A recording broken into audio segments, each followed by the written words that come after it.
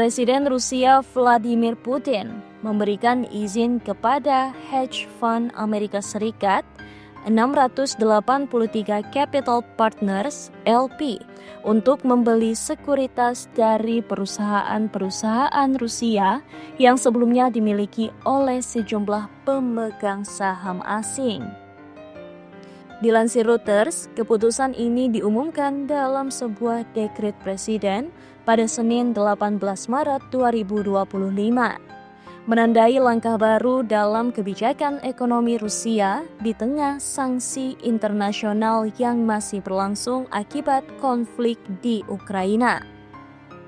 Langkah ini mencerminkan makin ketatnya kontrol Rusia terhadap transaksi aset asing, terutama di sektor energi dan keuangan, yang kini hanya dapat dilakukan dengan persetujuan langsung dari Putin.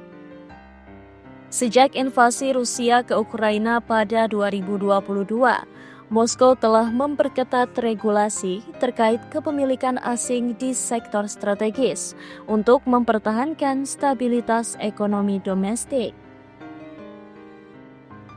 Melalui dekret tersebut, 683 Capital Partners bisa membeli sekuritas milik perusahaan Rusia yang sebelumnya dimiliki oleh sekitar selusin entitas keuangan barat. Beberapa entitas yang disebutkan dalam dekret tersebut termasuk Jane Street, Templeton Asset Management, Franklin Advisor, dan Carney Capital.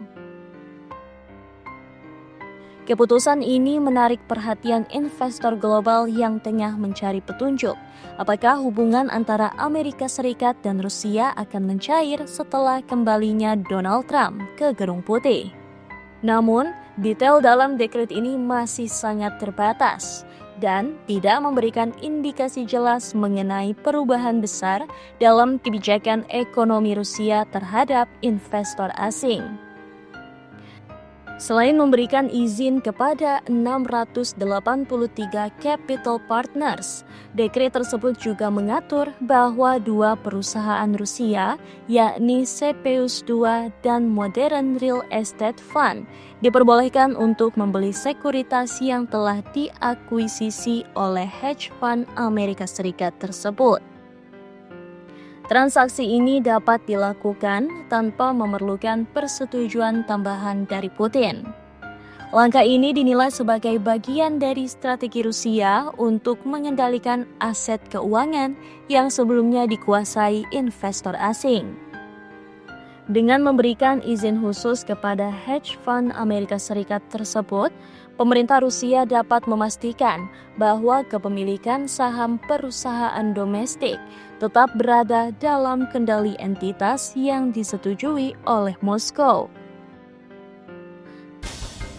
Adapun sejak dimulainya perang di Ukraina, sanksi internasional yang diberlakukan terhadap Rusia telah menyebabkan banyak investor mengalami kebuntuan dalam mengakses sekuritas yang dimiliki di yurisdiksi luar negeri. Di sisi lain, Rusia juga menerapkan tindakan balasan yang membekukan dana milik investor barat dalam negeri. Kebijakan yang ditetapkan oleh Kremlin ini menunjukkan bagaimana Rusia terus mencari cara untuk menavigasi situasi ekonomi yang penuh tekanan akibat sanksi.